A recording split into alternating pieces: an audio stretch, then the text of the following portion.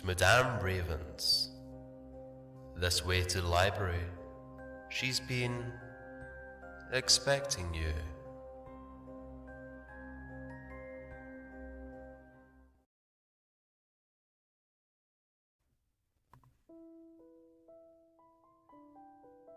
A happy Saturday to you, my darlings. As some of you might have guessed, with How to Survive Camping now done and over, so tragic, I've moved Michael Lockhart's stories to Saturday. He's got so many good ones going on, so yeah, we're going to go from there. And today's is a new Urban Fae chapter, The Dragon Follies, Part 1. Grandfather, I think before we start, Sorsha and I should know what this great deed or great quest of our parents was. What did they do, and why did it stir up so much trouble? We were in his private audience chamber and had just finished supper, our plans for the invasion of Serpentine's block set to begin within several hours. There was nothing left for us to do but rest, except that sleep would be difficult at best with so many unanswered questions. The big bad wolf stared into the fireplace for a long time. I was just about to give up when he finally spoke. You know of the witch queen, Ceridwen, and her alignment. You have now heard of the fire drake, Varmstorm. Those two were allied and made a powerful match. She's always had her eye on ascendants, rising to become a power. It's rare, and her name was no longer spoken much in Mundania. Yet she hopes to gain enough ardents to boost her beyond her station as High Fae. My son decided to seek out vengeance for his wife's father and to preempt any attack on her. He had good reason, since they had just produced an heir that would be a tempting target for revenge. He looked at me starkly, then continued. Brianin, Buck we called him, was a manically passionate over your mother, as you are over your own lady, and I over mine. Family trait, I suppose. Passion. He trailed off into deeper thoughts and gazed silently for a short moment and then continued. A fight with a fire drake was preposterous, of course, especially one so powerful. The thing had slaughtered the prince of the Griffin clan. Granted, Gothwin was young and inexperienced, yet still powerful, under the right circumstances. He sighed. The right circumstances did not occur, sadly, and Gothwin perished. However, Prince Gothwin, your maternal grandfather, managed to injure Varmstrom more significantly than any other previous or subsequent opponent. He raked through the monster's right eye and tore a wing on that side. It left the fire drake in constant pain and added to his furious nature. Some say there was unseen damage, but rumors abound about dragon folk. He looked at Sorsha and me for a moment before returning his gaze to the fire. Not all dragons are dark, but most fire drakes are, and this one was dark in every aspect. Yet he was also vulnerable after his duel with Gothwin. The pain kept him from resting, and he was blind on his right side. His wings were stiff and caused him discomfort when he had to fly, so he rarely did. Some say he got lazy afterwards. The way he ruled his realm ensured that he had few genuine loyal subjects, and he was jealous of those who drew supporters instead of forcing servants. So, you see, he had his own personal feud with the Gothwin's heir.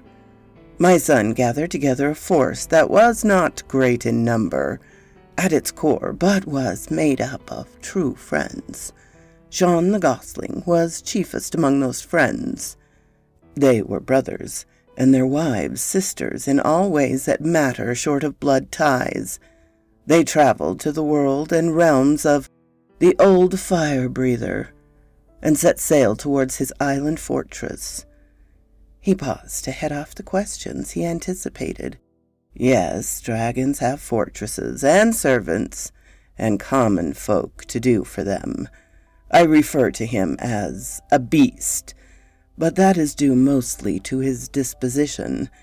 In fact, he was quite cunning, more intelligent than many true fae, and some high fae. Simply a different nature, being an anthropomorphic or anthro is not a requirement for intelligence.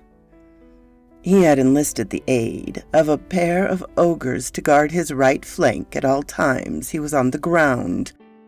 Stupid creatures, but loyal and dangerous.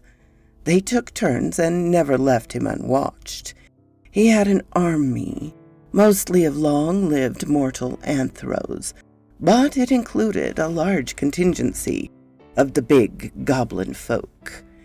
He created many rules for his subordinates, so that someone was regularly accused of crimes. He was the ultimate arbiter and enjoyed roasted lackey for many of his meals. He ate them when they died of other causes as well, and he kept them in enough contention that there were murders and fresh corpses to be burnt and consumed regularly. His folk so feared him that none dared stray for many years. Yet, when there was no hope, every option leads to doom. Someone will eventually realize that there is nothing to lose in defiance. Fear leads to hate, and hatred engenders betrayal. Your parents had the good sense to send spies ahead of their mission and seek out the disaffected among the population. It was a dangerous task, since the rewards for telling on one's neighbor in Vallestrom's realm was substantial. The spies located one wretch who was bright enough to trust no one he knew. He trusted only the strangers, the spy couple. He showed them how to enter the dragon's fort without being seen. The spies confirmed that the entrance, and then did away with the poor tattler. It may seem callous, but it was the safest route to ensure secrecy, and the stakes were truly life or death. They met up with the main force and set sail for the reeking shore. It was the toilet for the monster, where its waste tumbled from on high through a great shaft and into a cave where the tides emptied the chamber. The swirl of the tide was powerful, but left behind some matter and thus created a terrible odor that could choke the life from many beings, and definitely from the various wildlife that drew too near. The crew devised some filters to fit over their head, and then they donned the skins of sea creatures that would protect them from the acidic waste that flowed down the walls of the shaft. They climbed, always in fear that the slaves above would rain down the next load of dragon offal onto their heads. They did not. In fact, they emerged even as the barrows rolled forward. The creature that pushed them were immune by nature from harm by the fumes and acids, but not from other types of assault.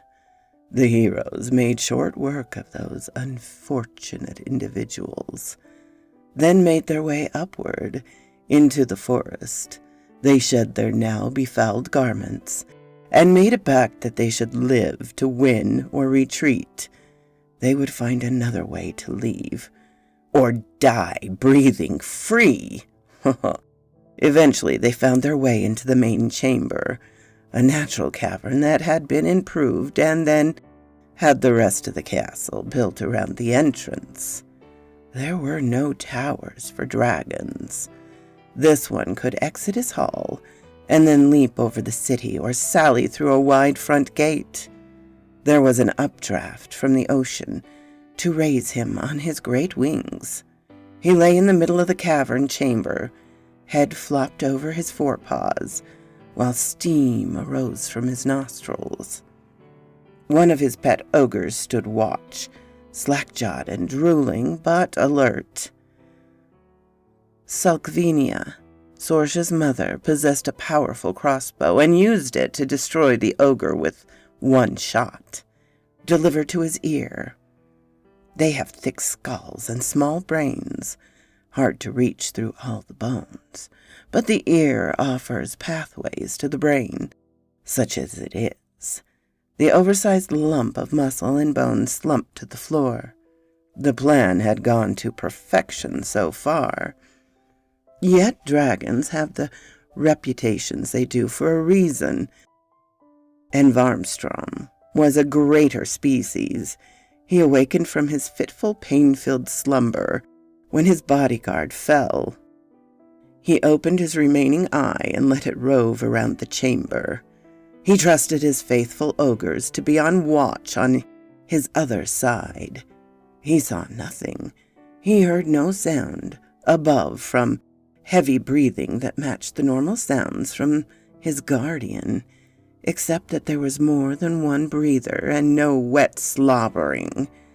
And then he caught the smell, the stench of intruders. He reared his head and turned to face his attackers, even as his head and neck cleared the floor. A broad-bladed spear pierced his throat, and a sword slashed into the scales just behind the puncture wound. A bolt entered his empty socket, and when his mouth gaped, a javelin cast expertly by Sean pierced his gullet and tore open one of his fire venom reservoirs. The gift of serendipity caught the monster to choke on his own venom fuel. Still, he was not mortally injured, and when he roared to his full height, he towered above the warriors. His prow of a chest heaved above my son's head. Buck pulled the blade from the wound in the neck and set it against the fire drake's chest, even as it lunged to strike at its tormentors and doomed itself. Its own weight pressed down and drove the blade and the shaft deep into the vitals in much the way that Fafnir murdered himself on Sigurd's blade in the saga. It was dying, but not dead, and drove forward to crush the golden wolf that harried it. Grain pulled himself away from the crushing body, and they fled the chamber. Sean and the Sulkvina covered their retreat, their arrows and javelins now striking only the armor of the enemy. Their only hope lay in distracting the beast. Buck and Grain rushed past and expected the other couple to follow. They would take shelter until the great monster's death throes were complete. Varmstrom reared its head again. He prepared to melt the flesh of the quartet to pools and ash. He might die, but he intended to take his killers with him. He sent flames from his throat to be fed by the venom fuel that was now filled his maw. Instead of sending forth the stream of flame, his own cheek exploded in a fiery ball and set the rest of his bulk to writhing and twitching like some outsized serpent. Your parents had completed an impossible task with the greatest of ease. They singed, but happy quartets left the chamber by a side route. They were not sure where it led, but they knew that exiting the main gate would ensure that they were slaughtered by the minions who did not know that the source of their terrors had ended in his own fire. The tunnel led upward, and they rejoiced as they fled. They encountered few other beings or creatures, and most fled before the seared, victorious warriors. They came at last to an opening that overlooked the sea from a different point than that above the reeking shore. They clambered their way down the cliffside, and when they had reached the new shore, they needed only to signal to alert their companions on the ship that they were ready to leave. In their exuberance and focus on other tasks, they failed to note the figure that followed them down the cliffside. It reached a point above them and then hurtled down a rock that crushed your mother and father, Sorsha. Your father tried to shield her, but didn't make it. Had he remained in place, it would have killed her, but left him uninjured. Yet he was a heroic man, as you know, and he loved his wife fiercely. The Maktir Orga snatched up a javelin that Sean had set aside and hurled it upward to strike the ogre in the gut. Grain picked up Salkvania's crossbow and sent a bolt under its chin. Still, the big fat monstrosity roared and scrabbled for more rocks. It was so angered and so stupid that it refused to die. That's when Goodrich arrived. He was their transportation. He plucked the ogre from its perch and drew it high above the rocks, then dropped it to splatter like the leavings of the gulls over the reeking shore. Buck and Grain suffered injuries from the landslide, but managed to tend further rock from striking the injured couple they loved so well. You know the rest. They took poor Sean in seal form and the body of Sylvania to the ship and headed home in mingled triumph and sorrow. None was left unscathed, and the foundation of further miseries were laid. My son managed to get the gosling and the baby Sorsha out of the other world when Varmstrong's troops counterattacked. Not many were left, only those that benefited most from his cruel reign. The rest had deserted. Buck and Grain and their child were in danger of assassins for a while, and the distractions interfered with their judgment when the Witch Queen made her demand of Grain to wash her husband's clothes. Buck could have accepted his fate, and Grain would have survived to raise you, Rob. Yet your mother believed that Caradwin had found some way to cheat and have your father's named for death when it was not yet his time. It's possible, though, the powers that rule death are rarely subject to influence beyond what the fates decree. In the end, they all fled, the couple, their surviving friend, and the two toddlers. Varmstrong had offspring as well, and the heroes had neglected to collect what was left of his head. He had one youngling that favored his tutelage, Starkvarm, a fire drake that now aligns itself with our enemies. With that he stood, refilled his tankard, and drained it. Sorsha and I stood as well. I looked hard into his eyes. Starkvarm killed my parents and tried to kill Mr. G and me at the same time. I did not exclaim it. I felt no rush to conclusion and no need to shout. I simply said the words, and I once more felt the sting of grief for all our losses.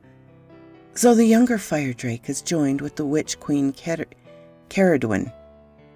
The Maktir Moor shrugged his massive shoulders. I cannot swear to it, but I hear whispers, and it seems apparent on its face. Starkvarm may have committed the crime of his own violation, but dragons of any kind rarely travel to Mundania these days. He would have needed a glamour and help to cast it. Those of dragon, at least fire drakes, are conducted by way of their gaze rather than with a general projection. They focus on only one subject at a time. He must have had aid, and Caradwin would have readily lent it. For that small of a task she would have enlisted a minor being, someone who could cast glamours, but do little else of note. He looked to Sorsha. "Siobhan," she said quietly, She's leaned towards the element of fire. It was her only strong point. The muddied waters of the past are clearing. It was my turn to shrug. One quest at a time. Not sure I'll ever be dragon slayer like our folk. I can't even manage a bridge troll on my own. Maybe we should try to rest up for the coming battle. There was no argument and not much sleep that night. Too much to review in the quiet places of our mind.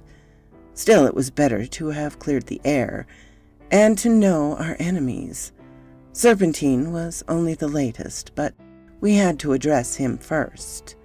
He was victimizing people who had already suffered under their fellow mortals. They didn't need more hardship placed on them by the Fae. Crap, I thought. I've become the Popo. A fairy peace officer.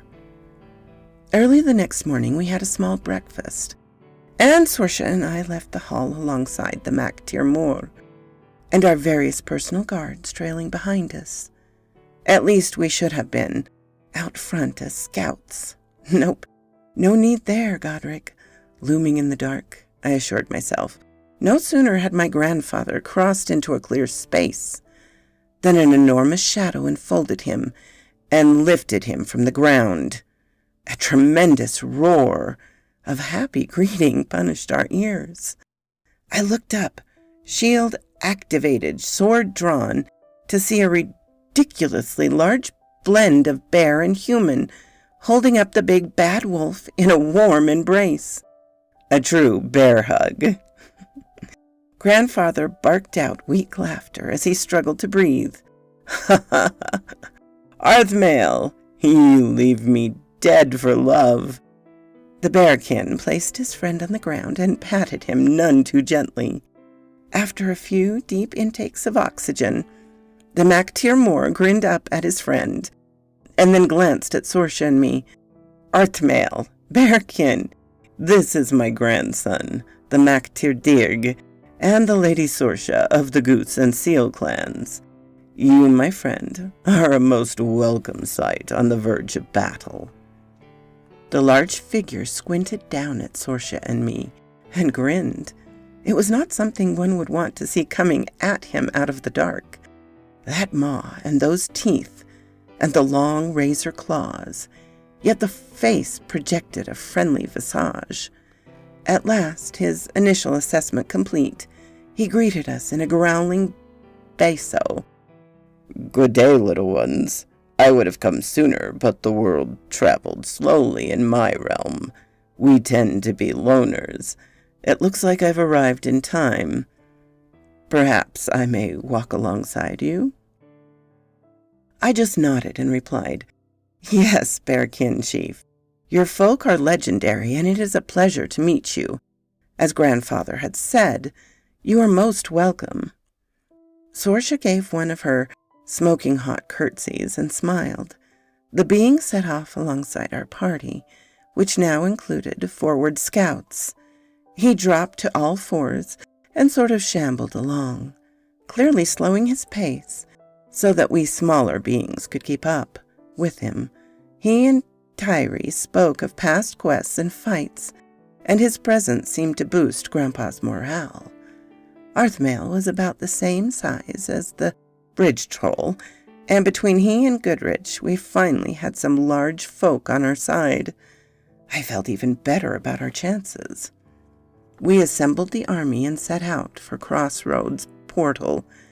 We would lay waste to Serpentine's drug manufactories and encompass Central Park. The gangs were taken over the old houses and converted into sweatshops. Plus, it was a place where several gangs and crew gathered and made peace among themselves so that they could make war on others. It was time to cause some friction among them. First, however, we had to feint. We stormed across the border into Serpentine's otherworld stronghold. At least for a little while.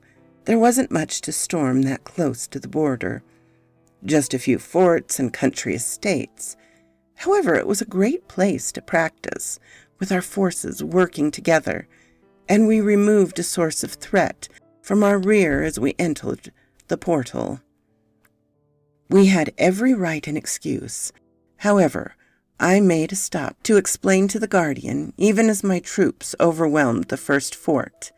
He simply panted and drooled. I felt that he probably wanted to get on the action, but it was his duty to remain neutral. Before I left, he admonished, "Mactir Dirg, take hold of your feelings, lest you extend the current conflict into a true conflagration. Letting slip the hounds of war sounds romantic, but it causes suffering on a scale that one cannot ignore, and the scars go deeper than any harm to the body." I thought it was odd wisdom from a hound, but I thanked him and promised to do my best. He gave me an absurd doggy grin. On such a being, it was disconcerting. It was brief, however, and he returned to his insolent expression and manners before I reached the exit. I returned in time to round up the troops and take some reports. I proceeded to the portal to set up the true assault. As the elements of the army returned from their raid, they assembled and prepared for serious battle. They donned helms, adjusted armor, and hefted shields and weapons, and ensured that their gear was ready. They took drinks and spoke encouragement to their comrades. Once the last of them had fallen into line and had a few moments to settle themselves and set their minds and bodies to purpose, I gave the signal and we advanced. I burst onto the scene, much like that the Mactir Moor and I had encountered the last time we'd ridden through this portal. This time there were no glamours. We wanted to inflict maximum shock. It wouldn't bother Serpentine's otherworld constituents, but the mundane gangsters would be confused and slow to react. Atul Silverfoot bound forward and seized the first kill in his tremendous jaws. A short, stout fellow who replaced all the hairs on his head with tattoos. The great wolf burst Tattoo Boy's head like a zit and ruined the artwork in the process. The gnomon waded forward, slaughtering efficiently and chanting a war song. The fawns pinioned anyone too much taller than the gnomon. I javelined a few turds who had the presence of mind to bring out firearms, while Gurn and the horses trampled a few gawkers who failed at being as dangerous as they looked.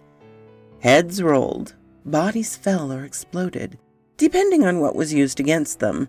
Shabil's mundane company blocked those that fled from running directly back to Serpentine's complex, or from invading Shabil's or Sony's blocks.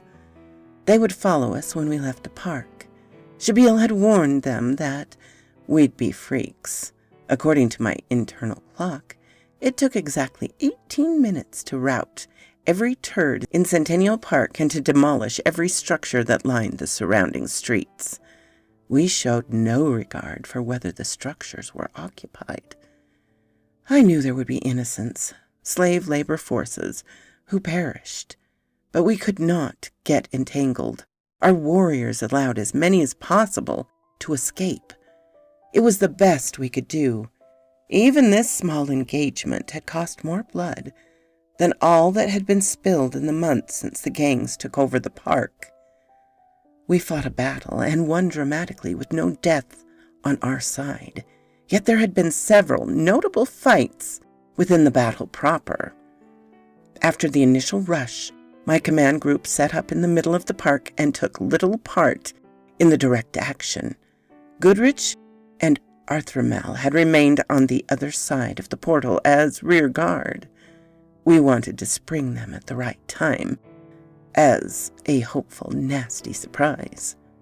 Once the park was secured and as many of Serpentine's soldiers and their affiliates were destroyed as possible, we returned through the portal, and after marshalling briefly, we moved to our next portal. I was more nervous than ever. We'd had 2 surprisingly easy victories, 3 if we counted the border reaving. The Murphy had been quivering with anticipation. Where will he strike? I had to wonder. We'd known when his minions, Fubar and Snafu, arrived. As we marshaled to the next portal, I spoke with Sorsha. She'd been a little out of sorts. I thought it was her nerves. Maybe some feelings of remorse over the loss of the innocent lives. She slid from MB's back and onto the chariot beside me. I held her close and kissed her head. I found that I had to stop more than usual to do so. She slumped to the floor of the little platform, her clothing in a pile atop her prone form, and issued a bark, whiskers emerging from the neck of the garment she'd worn, followed by a snout and a red-furred face. Her emerald orbs peered up at me. It was that time, her womanly cycle, I realized.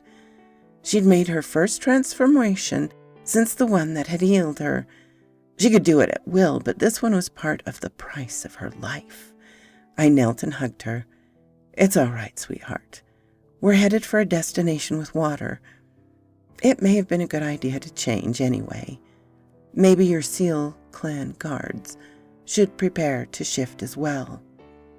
She stared for a moment, then twitched her whiskers and nose-kissed me. She raised her head and barked out a few Sealish language commands. Her trio of honor guard acknowledged with a resounding bark of their own. I immediately felt better. I knew that those three would lay down their lives for her. Besides, she was now low to the ground, and we could do an effective high-low attack, if need be. Shabil caught up with us. His new chariot leopard seemed to work very well with the two remaining number of the original team. He grinned from under his spotted and beplumed headdress. "Greetings. My folk are covering the rear with those big fellows you've attracted to our cause." He noted Sorsha, but never batted an eye. He was true Fae. I grinned back. "Thank you, Lord Leopard. I trust your warriors had no difficulty with the retreating forces." He shook his head. "None at all. It is not just my warriors, though. I have evacuated my entire block. Many of the locals were not purely locals at all, as you know. Those that were, we loaded onto buses and told them there was a gas line break and that we'd put them up in hotels for the next few nights. They didn't believe us, but a few nights in a nice hotel for free versus a swift kick. Easy choice among the peasant class." I was glad his folk were safe, whether otherworld or Mundanian or blended, yet I wanted his insight more than his report. "You were last through. Do you think our assault had the intended effect?" He thought for a moment. One of the things I liked about Shabil. He considered before he spoke. "I think it did. They wouldn't have sacrificed so many assets after the failed raid, and they were clearly unprepared. They probably expected another all-out attempt on the Mundanian pyramid complex. They would definitely have expected us to wait until after Samhain, even if he had intended to shed some malcontents on the first operation. He didn't expect to lose all of them. Now, with the second defense, his folk will be reeling, even if he is not. He is part serpent and part bird, and will react quickly and strike hard. The only question is where." That was the concern that had been nagging at the back of my mind. I trusted our forces to do well. Even if we lost a fight, we knew how to withdraw in order to fight another day. That part had been hard to teach. Otherworld warriors did not like to retreat for any reason. We had always known that the feud would have strike and counterstrike, and individual fights. We'd prepared defenses at every reasonable target, and a few that might be unreasonable, but possible. Serpente was unfortunately both competent and cunning. He would have his own defenses in place and would find our softest targets. Our biggest hope was that we could anger him into making a critical mistake. Even if he did, we would have to recognize it in time to take advantage. Too many ifs for my liking. I was a cautious crook. I hope that Serpentine knew that, and failed to understand that while I was a cautious crook, I was a bold warrior. We didn't pause to marshal forces at the next portal. It was not big enough to go through in large companies, and we'd have to leave behind the chariots and mounts. Well, most of them. Sorsha didn't like it, but I convinced her that Gairn and the horse team needed supervision. MB certainly did. In fact, the bulk of the army moved on down the lane to the next big portal. We would meet in Mundania, and she would be needed where the bulk of the army was headed, to our greatest gamble. Fortuna, the Murphy, Fubar, and Snafu would all be tempted. So quoth this raven. I should have a playlist for the Urban Fae put together, if everything goes right, in the description, so that people just joining us can find it and catch up. Have a lovely weekend, my darlings, and thank you for listening.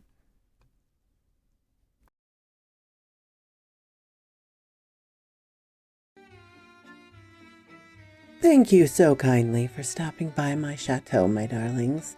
It does mean so much to me. Please, if you have not subscribed, as many of you have not, please do so.